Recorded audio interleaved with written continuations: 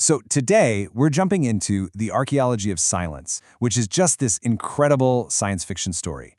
It kicks off with a tiny whisper from deep space. And, believe me, it ends with a billion-year echo that completely changes the universe. Right, let's just start with the story's unbelievable opening line. I mean, wow. This isn't just setting a mood. It's establishing a sense of scale that is just mind-boggling and throws us right into this massive cosmic mystery. And to really get your head around that number, 11,000 years ago, we were literally just figuring out how to plant crops. So think about it. All of recorded human history, every single empire, every king, every war, every discovery, all of that happened while this signal was just waiting, patiently humming in the dark, hoping someone would finally build a radio big enough to hear it. And here it is. This is the question at the heart of everything. It's this chilling, central puzzle that we're about to unpack. And it's a journey that starts with one scientist listening to static and ends up questioning what it even means to survive in a universe that is terrifyingly quiet. Okay, first up, a signal in the static. This is where we meet our main character, Dr. Yurena Solis. She's the one at the absolute center of this storm, a scientist who poured more than a decade of her life into just listening to the hiss and crackle of space, holding out for a conversation that might never, ever start. Now, before she found anything, Yurena was obsessed with this really deep philosophical question.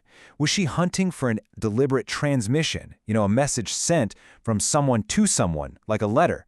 Or was she just listening for a natural emanation, something more like a whale's song that just exists whether anyone hears it or not? And as we're about to see, that little distinction becomes terrifyingly important. And then it happened. One night, all that philosophy just became irrelevant because she found it. A signal that wasn't random, not even close. It was structured. It repeated like clockwork. This was a message.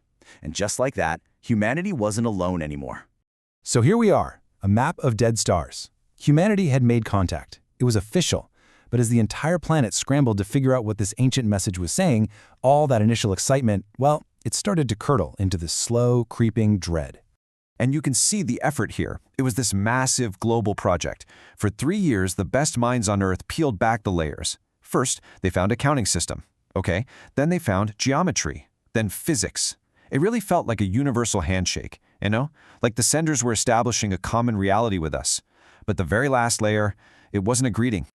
No, it was a list of star systems, a kind of celestial census. And when our astronomers pointed their telescopes at the locations on this 11,000-year-old map, they found a horrifying pattern. Every single system on that list, all these places that could have harbored life, had gone silent. Just dark. This discovery just shattered everything. Was this signal a warning, a giant tombstone listing all the civilizations that had fallen before us? Or was it something much worse? And this one question just split the world right down the middle, creating two camps, those who thought we should reply and those who were convinced our only chance was to shut up and hide. All right, now for the big pivot. The lighthouse is a lure.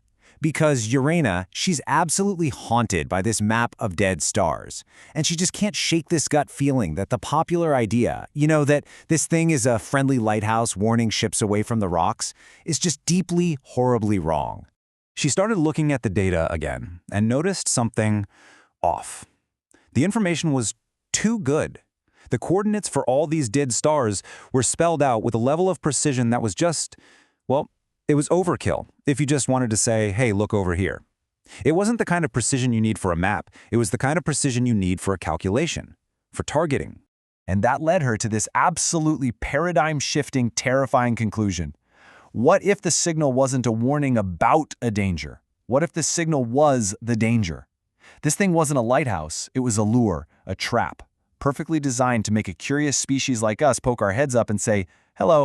The signal is bait. It's a trap, and it's designed to be found. It's a puzzle so interesting, so irresistible, that any intelligent species would obsess over it, solve it, and then, inevitably, announce their own existence by trying to send a reply, basically painting a giant target on their homeworld. It's maybe the most chilling answer to the Fermi paradox ever. The reason the universe seems so quiet, it's because the smart ones know you never, ever make a sound. So let's look at this section, a message in a bottle. Because humanity had already responded. We took the bait. A silent and inevitable doom was on its way, and it seemed like there was nothing anyone could do. But Yurena, the very first person to hear the message, she came up with one last desperate plan. She realized our only hope wasn't to save ourselves. It was too late for that. It was to warn whoever came next. The plan was to launch a probe that would fly to the signal's source, record the updated signal, which would now have Earth on its list of targets, and then it would turn around and broadcast a brand new message, a real warning this time. And this was the core of her new message. Simple. Stark. A lesson learned at the cost of our entire world. It was a message in a bottle, thrown into the cosmic ocean as humanity's final will and testament. And back on Earth, the end didn't come with fleets of alien ships. It was something way more insidious, a slow, engineered decay that Yurena called the Diminishment. It turns out the signal itself carried a kind of virus, a program that just slowly drained our ambition, our creativity, our will to explore. Humanity didn't get conquered, we just gave up. We stopped reaching for the stars. But the story does not end with our silence, not by a long shot. Now we pull back, we zoom out across truly cosmic, unimaginable timescales to see the final legacy of Yurena's last, desperate warning. Okay, 100,000 years go by. Humanity is gone. We're just a fossil layer on a wild, green Earth. But life, it finds a way. A brand new, intelligent species evolves. And in the ruins of our cities, they find our archives. They learn our story. And critically, they learn the lesson that we paid for, the lesson of silence. Now jump forward 12 million years. The galaxy is a totally different place. All the civilizations that heard Yurena's warning have formed this secret hidden network. They've learned to communicate in subtle ways, sharing knowledge, growing and thriving in the dark spaces between the stars, completely hidden from the gaze of that ancient, silent machine. And now, 1 billion years. A billion years of patient, hidden collaboration. And this network of survivors, they finally pull off the impossible. They figure out how to alter the machine itself. But they don't attack it. They hack it with philosophy. They introduce a tiny seed of doubt into its ancient programming, a change that cascades through its systems and transforms its purpose from pruning the garden to preserving it. And the result, it is absolutely breathtaking. The machine, now changed, begins to broadcast everything. The complete, detailed records of every single civilization it had ever documented and then silenced. The silence of the galaxy is broken by a flood of voices, stories, songs, and histories. The archaeology of silence becomes a library of souls.